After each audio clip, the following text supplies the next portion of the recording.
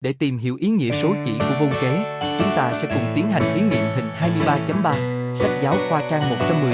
Đây cũng chính là mục tiêu của thí nghiệm này. Thí nghiệm này gồm có các dụng cụ sau: 2 pin loại 9V, 1 công tắc, 1 bóng đèn pin loại 18V, 1 amper kế, 1 V kế, các dây dẫn điện. Ta sẽ tiến hành thí nghiệm theo sơ đồ mạch điện trong hai trường hợp, nguồn điện 1 pin và nguồn điện 2 pin. Tiếp theo là clip hướng dẫn cách mắc mạch điện trên ứng dụng phép. Bạn hãy theo dõi nhé!